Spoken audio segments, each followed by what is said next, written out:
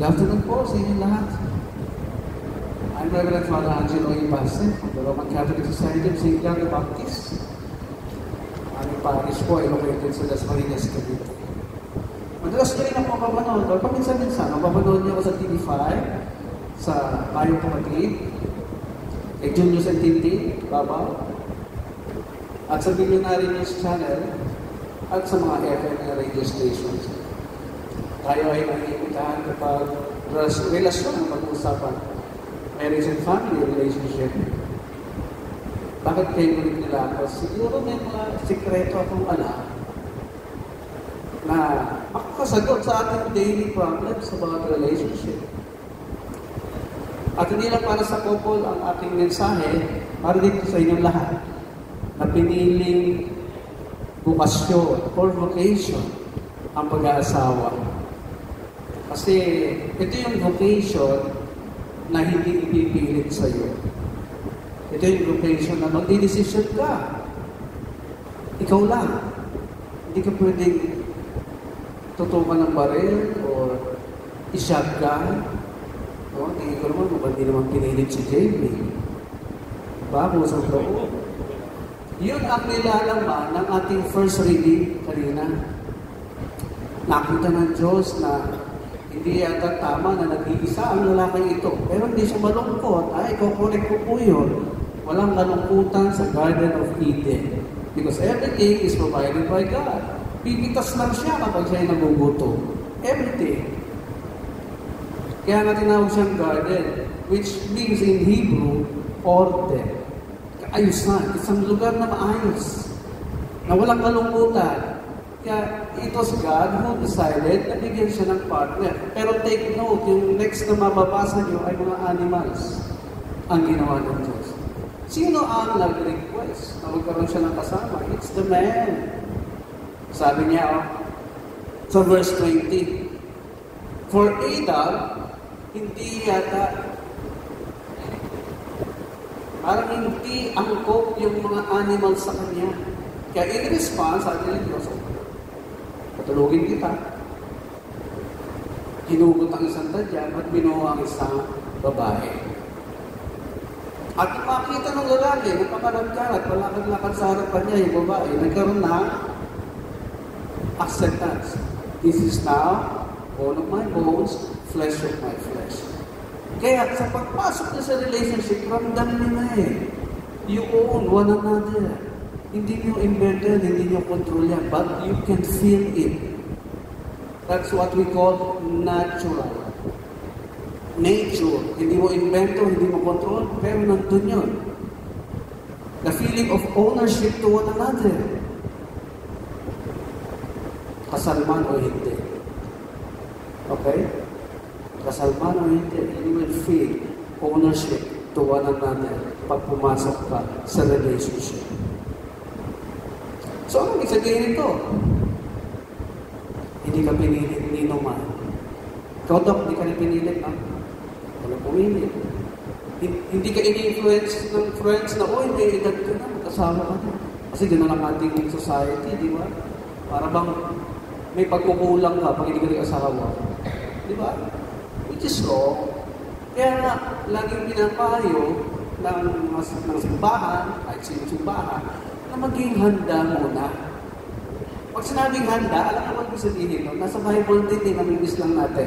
Pag sinabing handa, you must be fruitful first because that's the first commandment. Maging mabunga ka muna. Bago yung multiply. Because everything in God's Word is in order. Laging merong priority. Hindi pwedeng mauna yung emotion. Anong utos ng Diyos? Be fruitful before multiply. Merong comma yun yung fruitful, comma, then multiply. Bakit? Kasi pag fruitful ka na, kahit ilan i-multiply mo, kaya mong i-sustain. Kaya mong buhayin. Kaya mong pakainin. Kailan ba kasi yung pagiging fruitful, Father? Kailan ba yun? Aba, pagka binabayaran ka na ng tao, doon sa iyong skin na nabuo. Isang skill na kailangan ng mga tao. Na kahit saan ka pumesto, hanapin ka. Kaya napakahalaga yung specialty. Ha? Hindi pwede yung jack of all trades. Kailangan may specialty ka. Kahit sa bundok ka tumira, ikaw lang yung nakakalam ng solusyon sa kanilang problema. Hahanapin ka. That is being fruitful. Diba, ang punong mangga, kahit saan yan itanim, hahanapin natin because masarap yung kanyang prutas. Yan ang kasimple. Pero ang dami nag-aasawang Pilipino na hindi fruitful. Yan ang problema natin. Kaya kahit anong rally gawin natin, para matigil ang korupsyon na yan, wala po din ang solusyon sa kali. Ang solusyon ang sa loob ng tahanan. Ha? Bago kayo maglabas ng bata, dapat alam na niya yung 10 utos na Diyos. Na bawal magnakaw, number 1 yun. Yun ang unang dapat mag-absorb sa kanya bilang bata. Na bawal gumawa ng hindi iyo. Ayun po pakiusap ko sa inyo, ha? Lalo na kayong dalawa. Ha? Produce a functional children to the society. Yan ang pinakamalaking contribution na magagawa ninyo para sa susunod na generations. Okay? Kasi tapos na tayo eh. The moment na nag-asawa na tayo, tapos na ang ating istorya. Sino na may istorya? Istorya na ng mga bata yun. Istorya na yun ng mga next generations. Kaya alam niyo ba kung ano yung totoong meaning ng marriage? It is from the word gem, marriage, from the word gem, which means you are both two precious stones na kailangan pag-isahin. Pinag-alala ko mga sinasabi ni Buddha ng mga Carlin, scientists, psychologists, etc. Pinag-alala ko, nobody has explained the meaning of marriage. Pero meron isa, si Einstein. Ano niya Einstein? Marriage is a risk. Bakit risk? Kaya yung katabi mo o yung asawa mo, pwede mo pagpaiksin ang buhay mo pag in-stress ka niya. Ay wala kang bisyo, igisingin yung mga minana mong sakit 4 generations backwards. It's biblical.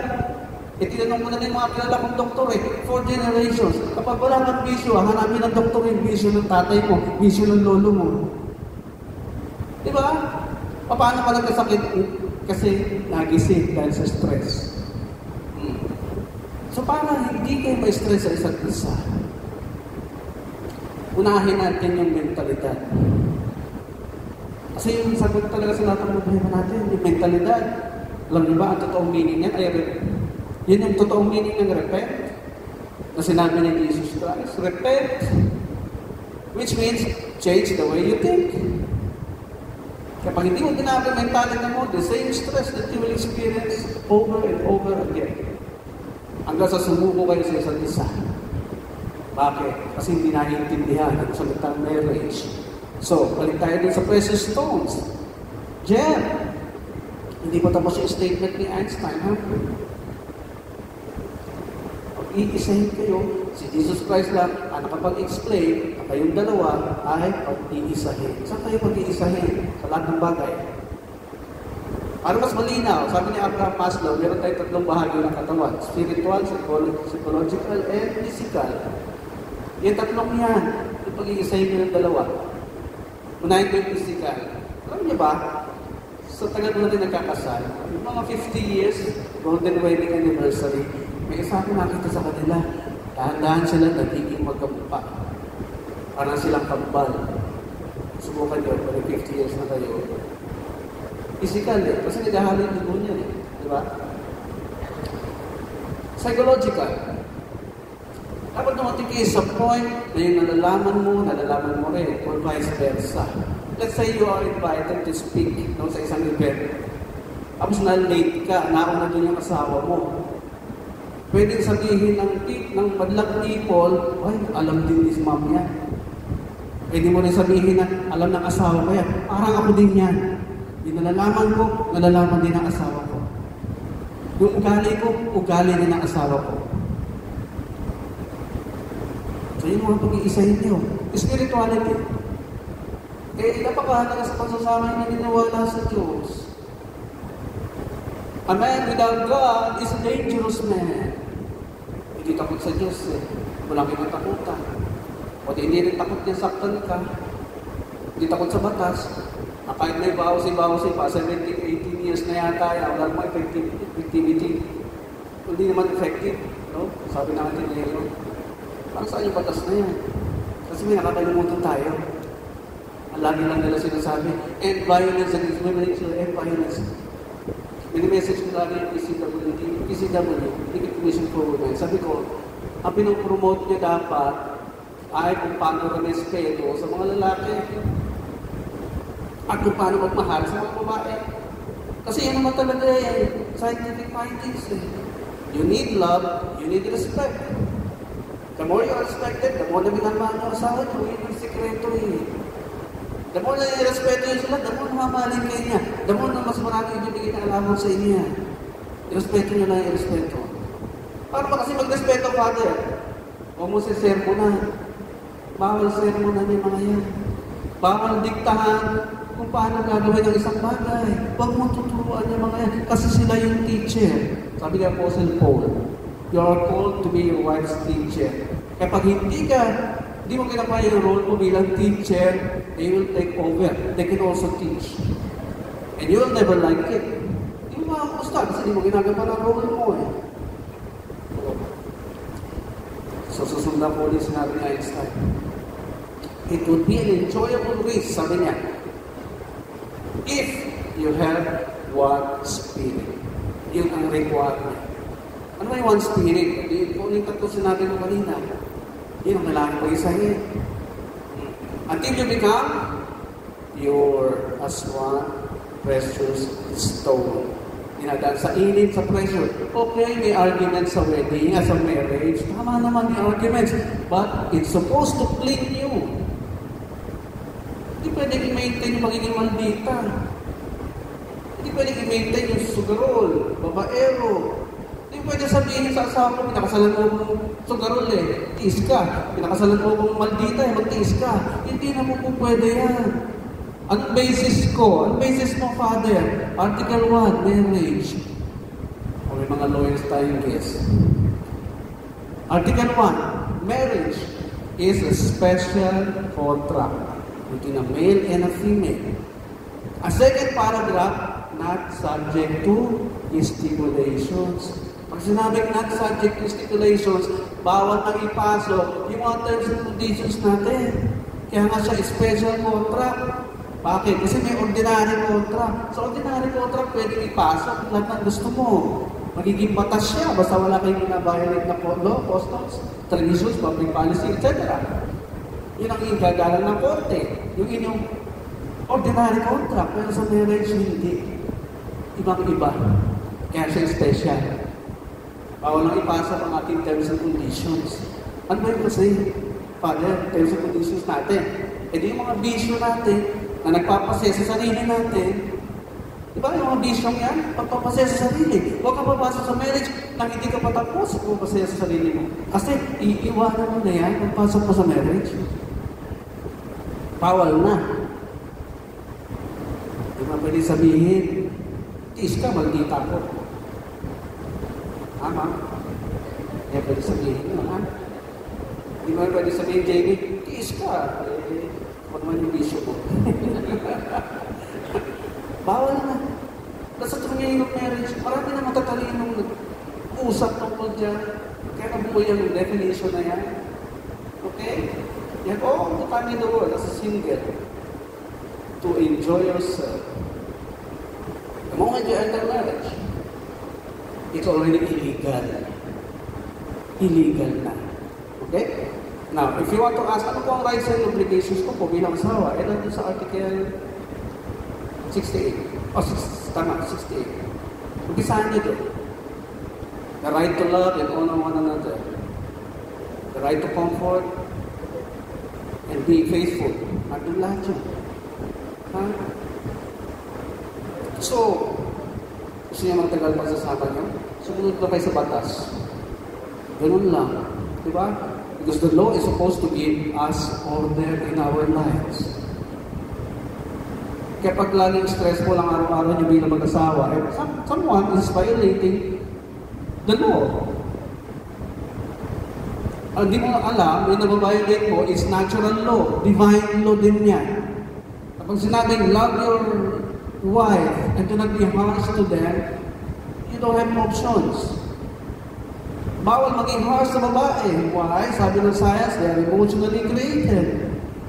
At kapag emotional, bakit mo didirektahin? Uy, ang taba mo na. Uy, ang alat ng luto mo. Bawal po yun sa mababaihan. Maging direkta. Illegal. Ang kailangan nyo matutunan is how to communicate to your wife in a sweet way. So, may inakausap ako yung engineer. Pag maalat ang luto, yun ang unang sabi ng husband ko, pag naluto ka pa ba? Natural, discourage ka na. Unang comment ay ang alat ng luto mo. Discourage ka na to, di ba? Di na magluluto.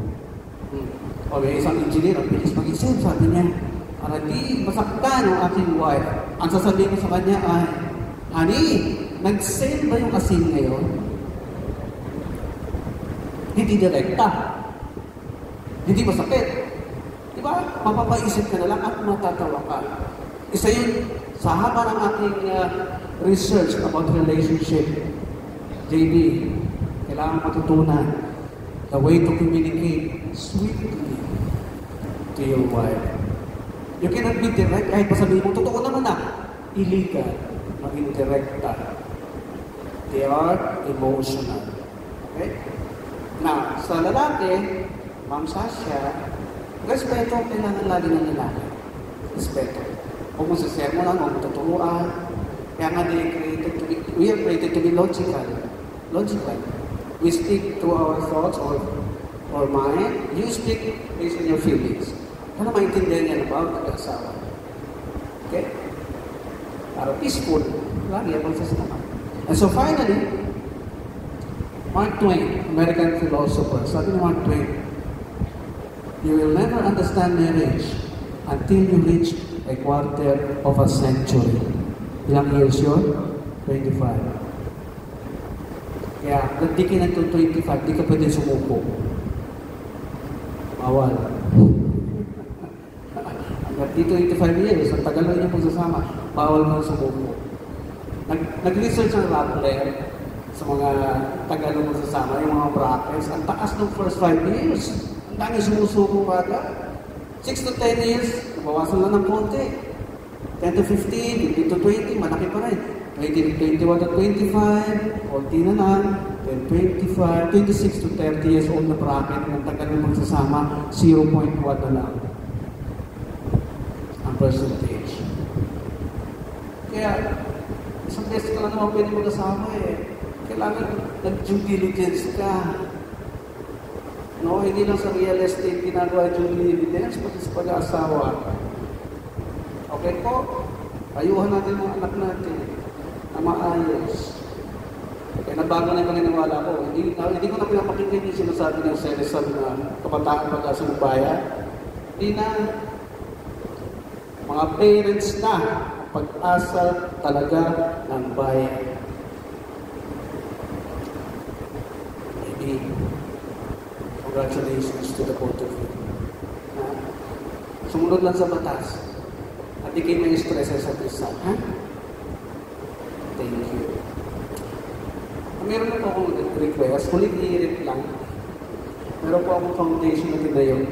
Isa hindi pala na just foundation. So, konting tulong lang po. Kasi kami ay sumusugod sa mga squatters area para mag-conduct ng seminar for them to be responsible parents. Kailangan po namin ng konting tulong sa pakain, sa mga feeding program namin sa mga bata. Ikot po basket mamaya. Kaya na po bahala. Salamat po ng